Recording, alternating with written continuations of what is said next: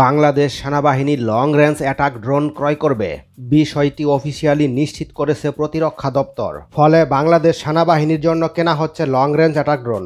ধরুন পার্শ্ববর্তী কোনো দেশের গভীরে হামলা করতে হবে, এমন অবস্থায় বিমান বাহিনীর যুদ্ধবিমান পাঠানো ঝুঁকিপূর্ণ, কারণ পাইলট থাকায় ফিরে নাও আসতে পারে। বাংলাদেশ বিমান বাহিনীর যুদ্ধবিমান তাই ডিপ স্ট্রাইক মিশনে যেতে পারবে না। তখন সেনাবাহিনী লং রেঞ্জ অ্যাটাক ড্রোন দিয়ে মিশন পরিচালনা করবে। পৃথিবীর হাতে গোনা কয়েকটি অ্যাটাক ড্রোন লং রেঞ্জের ক্ষেপণাস্ত্র বহন করে, তার মধ্যে আকিঞ্চি অন্যতম। অন্যদিকে চীনের CH-5 একটি সেমি স্টেলথ অ্যাটাক ড্রোন। এর ফেরি রেঞ্জ 10,000 কিলোমিটার, তবে কমব্যাট রেঞ্জ 2,000 কিলোমিটার পর্যন্ত। অস্ত্র বহনের দিক থেকেও চীনের CH-5 কোনো অংশে কম নয়, কেননা 1,200 কেজি মিসাইল অথবা বোমা বহনে সক্ষম। সবচেয়ে গুরুত্বপূর্ণ দিক, একটানা 60 ঘন্টা আকাশে উড্ডয়ন করতে সক্ষম। চীনের CH-5 অ্যাটাক ড্রোনের উৎপাদন মূল্য 20 থেকে 30 মিলিয়ন মার্কিন ডলার, তবে সম্পূর্ণ প্যাকেজ সহ এর বিক্রয় মূল্য হবে 50 মিলিয়ন প্লাস ডলার।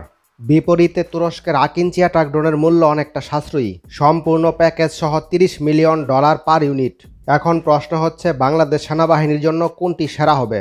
উভয় অ্যাটাক ড্রোন প্রায় কাছাকাছি মানের শক্তিশালী, অন্যদিকে লং রেঞ্জের পরীক্ষিত অ্যাটাক ড্রোন।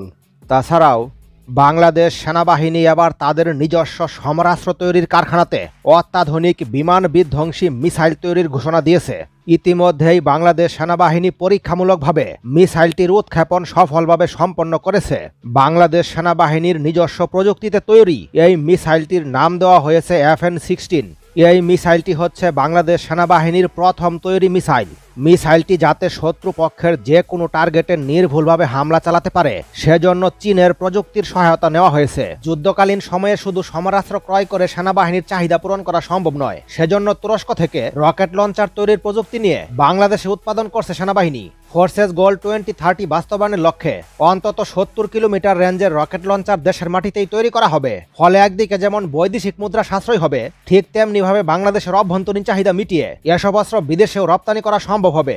শুধু সেনাবাহিনী নয়, নৌবাহিনীর যুদ্ধজাহাজ তৈরিতেও এগিয়ে রয়েছে বাংলাদেশ। বাংলাদেশ বিমান বাহিনীর বর্তমানে যুদ্ধবিমান কিনতে খরচ হবে 30 থেকে 35 হাজার কোটি টাকা।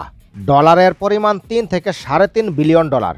তবে যুদ্ধবিমান কিনতে এককালীন এত ডলার প্রয়োজন হবে না, ধাপে ধাপে 5-6 বছরে বরাদ্দ করলেও চলবে।